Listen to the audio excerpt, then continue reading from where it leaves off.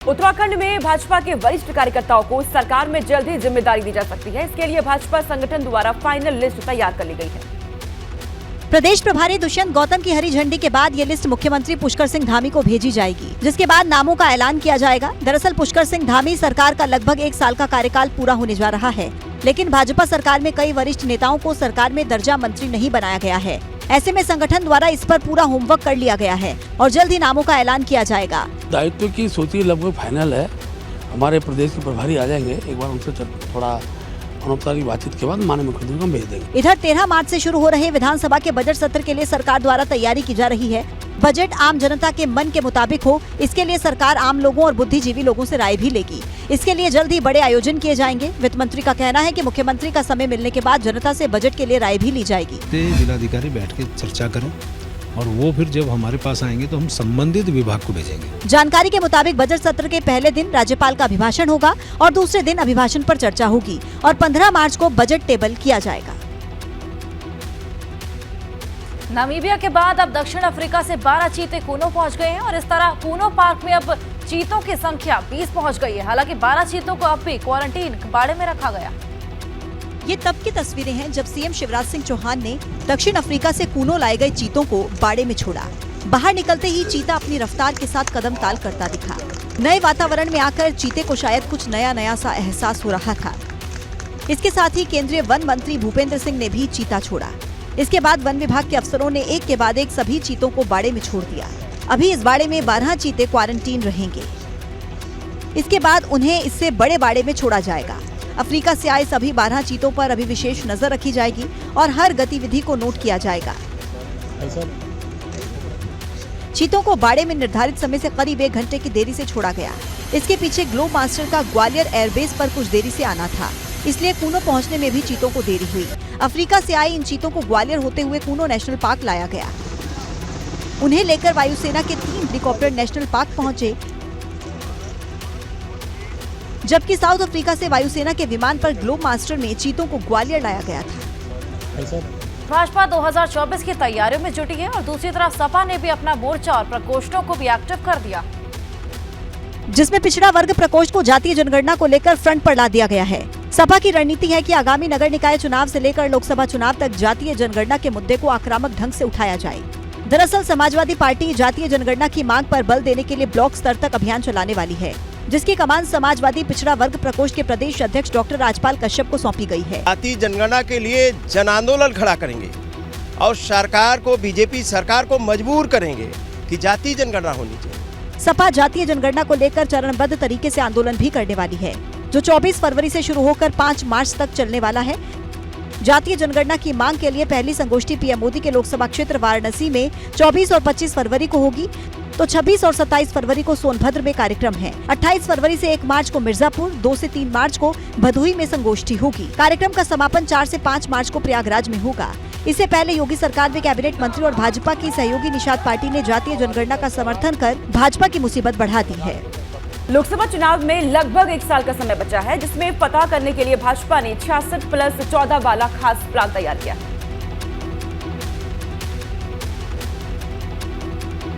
जिसके लिए पार्टी ने संगठन के पदाधिकारियों के साथ सरकार के मंत्रियों को जमीन पर उतारने की योजना बनाई है।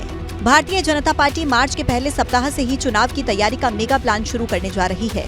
इसके तहत सभी मंत्रियों को अलग अलग लोकसभा क्षेत्रों में भेज दिया जाएगा, जिसमें यूपी सरकार के मंत्री 66 जीती हुई सीटों पर प्रवास करेंगे। भाजपा ने उपचुनाव में जीती रामपुर और आजमगढ़ सीट को मिलाकर करीब 25 सीटें ऐसी अलग की हैं, जहां जीत का अंतर 1 लाख वोट से कम रहा है। इसके अलावा 30 लोकसभा सीटें ऐसी हैं जहां जीत का अंतर 1.25 लाख वोट से कम था।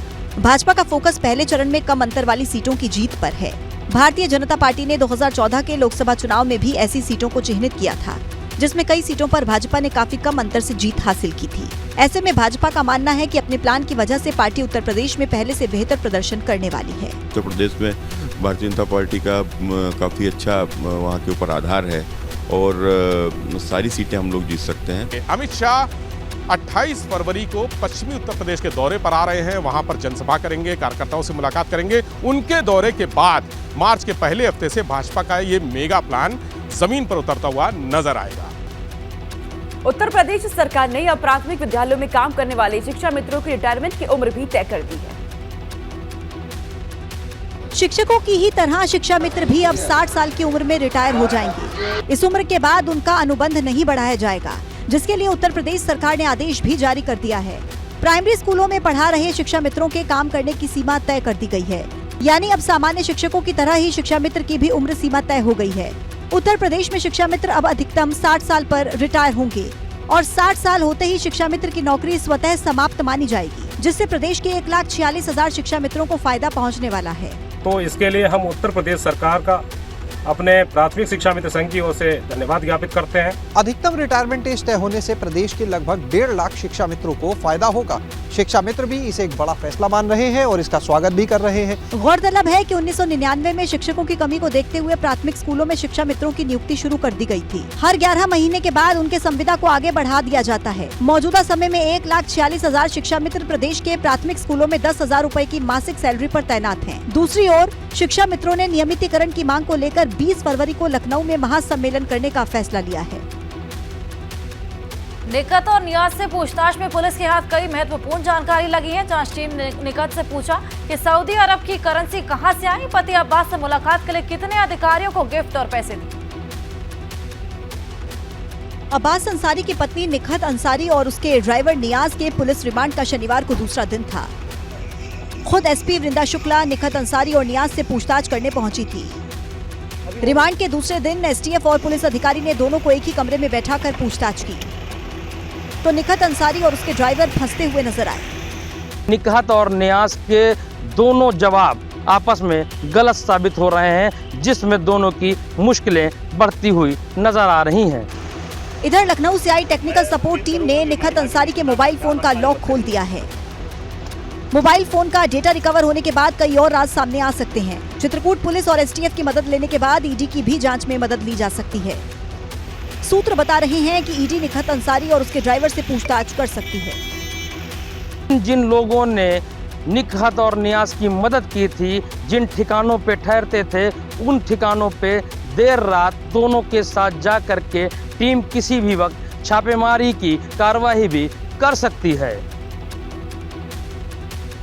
स्वरा भास्कर की शादी को अभी 2 दिन भी नहीं हुए कि उनकी शादी के बाद उत्तर प्रदेश में अलग अलग तरह की प्रतिक्रियाएं देखने को मिल रही हैं। एक तरफ तो स्वरा भास्कर के पति के घर यानी स्वरा के ससुराल में खुशी का माहौल है। बरेली के बहेड़ी में लोगों के बीच जश्न का माहौल है। फिलहाल परिवार के लोग बरेली तो नहीं आए, लेकिन लोगों को दुल्हन का इंतजार है और आने पर धूमधाम से स्वागत करने का वादा है। हमें तो सब बहुत खुशी है कि हमारे पड़ोस में आ रही हैं वो, भाई उनका स्वागत है, यहाँ बहू बन के आ रही हैं, इससे अच्छा और क्या होगा। तो दूसरी तरफ दरगाह आला हजरत से जुड़े संगठन ऑल इंडिया मुस्लिम जमात के अध्यक्ष मौलाना शहाबुद्दीन रजवी ने स्वरा भास्कर की शादी को नाजायज करार दिया है। शादी नहीं होगी, वो नाजायज ताल्लुकात हो सकते हैं। बवाल सिर्फ बरेली में नहीं है, अलीगढ़ में भी मचा हुआ है, जहां अलीगढ़ मुस्लिम विश्वविद्यालय के पूर्व छात्र फहद अहमद और उनकी पत्नी स्वरा भास्कर के सम्मान में एएमयू के ओल्ड बॉयज गेस्ट हाउस में दावत दी जानी है, जिसका एएमयू में विरोध हो रहा है। सदर साहब, अगर आपको पार्टी देनी है तो आप एएमयू से बाहर दीजिए। बहुत से लोग यहाँ पार्टी दे दी है। एएमयू की अगर बात करी जाए तो एएमयू तालीमी इदारा है, यहाँ पर किसी की पार्टी का जश्न हम लोग नहीं मनाने देंगे, ना ही कुछ ऐसा होगा। स्वरा भास्कर के पति फहद ने एएमयू से 2016-17 से स्नातक की पढ़ाई की थी, जिसके बाद वो मुंबई चले गए थे, वहीं राजनीति शुरू कर दी थी। महाशिवरात्रि के पावन अवसर पर केदारनाथ धाम के कपाट खुलने की तिथि तय हो गई है। 25 अप्रैल को बाबा केदार के द्वार भक्तों के लिए खोल दिए जाएंगे। पंचांग गणना के आधार पर केदारनाथ के कपाट खुलने का दिन और तिथि तय हो गई है। 25 अप्रैल को प्रातः 6:20 पर बाबा केदारनाथ के कपाट श्रद्धालुओं के लिए खोल दिए जाएंगे। तिथि की घोषणा के लिए शीतकालीन गद्दी स्थली ओंकारेश्वर मंदिर में सुबह 4 बजे से महाभिषेक पूजा शुरू हुई। मंदिर के पुजारी शिव शंकर लिंग, बागेश लिंग, गंगाधर लिंग और शिवलिंग द्वारा गर्भगृह में धार्मिक परंपराओं के तहत सभी ने पूजा अर्चना की। भगवान केदारनाथ की आरती की गई और भोग लगाया गया। इसके बाद पंच केदार गद्दी स्थल में मंदिर समिति के आचार्य पंचांग गणना के लिए बैठे। इस अवसर पर केदारनाथ के रावल भीमा शंकर के प्रतिनिधि के तौर पर केदार लिंग मौजूद रहे। पंचांग गणना के मुताबिक 21 अप्रैल को डोली शीतकालीन गद्दी स्थली ओंकारेश्वर से केदारनाथ के लिए प्रस्थान करेगी। गुप्त काशी में रात्रि विश्राम करेगी, जिसके बाद डोली 22 अप्रैल को फाटा पहुंचेगी। 23 अप्रैल को गौरीकुंड पहुंचेगी डोली और 24 अप्रैल को पहुंचेगी केदारनाथ। 25 अप्रैल को सुबह 6:20 पर मेष लग्न में खुलेंगे बाबा केदारनाथ के कपाट।